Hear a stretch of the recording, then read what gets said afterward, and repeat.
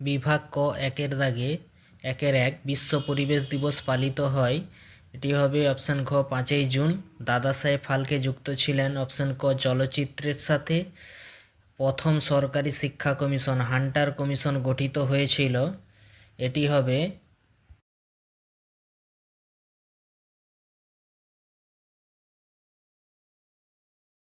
Option ক 1882 খ্রিস্টাব্দে। বামবোধিনী পত্রিকার সম্পাদক ছিলেন উমেশচন্দ্র দত্ত। এরপরে সর্বধর্ম সমন্বয়ের আদর্শ প্রচার করেছিলেন শ্রীরামকৃষ্ণ। ভাগনাডিহিতে যে বিদ্রোহের সূচনা হয়েছিল তা হল সাঁওতাল বিদ্রোহের। সন্ন্যাসী ফকির বিদ্রোহের একজন নেতা ছিলেন ভবানী পাঠক। বন্দে মাতরম সঙ্গীত রচিত হয়েছিল 1875 খ্রিস্টাব্দে। এরপর মহাবিদ্রোহের সময় দিল্লির মুঘল সম্রাট ছিলেন দ্বিতীয় বাহাদুর শাহ। অস্ত্র আইন পাস করেন লর্ড লিটন। ভারতে হাফ-টোন প্রিন্টিং পদ্ধতির প্রবর্তন করেন Upendra Kishore Raychaudhuri. Indian association for the cultivation of সায়েন্সের যে বিজ্ঞানী নোবেল পুরস্কার পান সিভি রমন। মোপালা বিদ্রোহ হয়েছিল মালাবার উপকূলে। লাঙ্গল যার জমিদার তা হলো তেভাগা আন্দোলন। ভারতের প্রথম মে দিবস পালিত হয় 1923 খ্রিস্টাব্দে। দীপালি সংঘ প্রতিষ্ঠা করেন লীলা নাগ। কোন বিপ্লবী পি.এন. ঠাকুর ছদ্মনামে জাপানে পালিয়ে যান? এটি হবে রাসবিহারী বসু। নমশূদ্র আন্দোলন শুরু করেন? এটি হবে হরিচাঁদ ঠাকুর।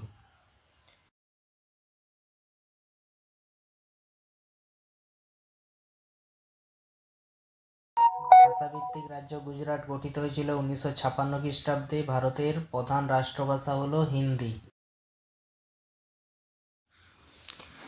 একটি বাক্যে উত্তর দাও। সরলা দেবী চৌধুরানীর আত্মজীবনী হলো জীবনের ঝরা পাতা। শ্রীরামপুর ত্রয়ী কারা ছিলেন? এরা হলো উইলিয়াম ক্যারি, মার্শম্যান ও উইলিয়াম ওয়ার্ড। এরপরে উলগুলান বলতে কি বোঝায়? উলগুলান বলতে বোঝায় ভয়ঙ্কর বিশৃঙ্খলা, যেটাকে মুন্ডা বিদ্রোহকে বলা হতো। উলগুলান কথার অর্থ হচ্ছে মুন্ডা বিদ্রোহ। এরপরে ভারতের প্রথম শ্রমিক সংগঠন মাদ্রাজ লেবার ইউনিয়ন। এবার ঠিক ভুল নির্ণয় করো। 2-2-1। 1911 খ্রিস্টাব্দে মোহনবাগান দল ইংরেজ দলকে হারিয়ে আইএফএ শিল্ড জয় করেছিল, এটি হবে ঠিক হবে এটি। গোরা উপন্যাসে রবীন্দ্রনাথ ঠাকুর ইউরোপীয় সমাজকে সমালোচনা করেছিল। রবীন্দ্রনাথ ঠাকুর, এটা ঠিক হবে, এটাও ঠিক। এরপরে রয়েছে গিরনি কামগার ইউনিয়ন গড়ে উঠেছিল বোম্বাইয়ে, এটিও ঠিক।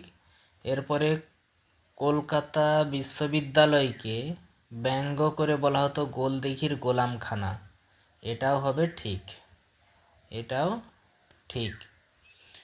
এরপরে ক স্তম্ভের সঙ্গে খ স্তম্ভ মেলাও। এখানে ক স্তম্ভে প্রথম রয়েছে এশিয়াটিক সোসাইটি। এখানে দেখো খ স্তম্ভে 2 হবে উইলিয়াম জোন্স। তেলেঙ্গানা আন্দোলনের নেতৃত্ব বা নেতা ছিল ইয়েলো রেড্ডি। 2-3 ইয়েলো রেড্ডি। ভাইকম সত্যাগ্রহ হবে শ্রী নারায়ণ গুরু। এবং একা আন্দোলন যেটি রয়েছে মাদারিপাসি। এরপরে প্রদত্ত ভারতবর্ষের রেখা মানচিত্রে নিম্নলিখিত স্থানগুলি চিহ্নিত করো। রয়েছে ওয়াহাবি আন্দোলনের কেন্দ্র বারাসাত, দেশীয় রাজ্য রয়েছে জুনাগড়।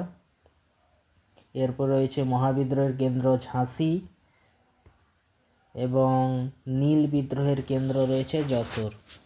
এগুলো যখন ম্যাপ দেখাবো পরবর্তী ভিডিওতে তখন এগুলো তোমরা পেয়ে যাবে।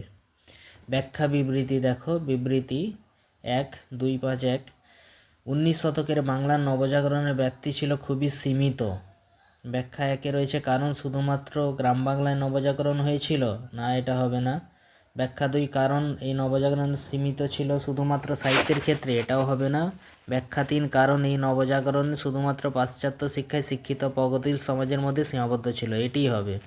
ব্যাখ্যা 3 সঠিক। এরপরে বিবৃতি, তারপরে বিবৃতি দেখো, ভারত সরকার 1929 খ্রিস্টাব্দে মিরাট ষড়যন্ত্র মামলা শুরু করে, এটি হবে ব্যাখ্যা 3। এর উদ্দেশ্য ছিল দেশব্যাপী সাম্যবাদী কার্যকলাপ এর উদ্দেশ্য ছিল দেশব্যাপী সাম্যবাদী কার্যকলাপ দমন করা। স্মরণীয়, এটা হবে ব্যাখ্যা 2 চট্টগ্রামের পাহাড়তলি ইউরোপীয় ক্লাব আক্রমণের জন্য। ধন্যবাদ সবাইকে সম্পূর্ণ ভিডিওটি দেখার জন্য।